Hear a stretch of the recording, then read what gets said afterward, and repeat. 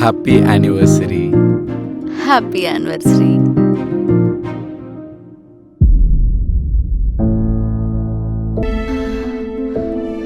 నువ్వు వాడు రూమ్కి వెళ్ళావా? ఏం మాట్లాడుతున్నావు?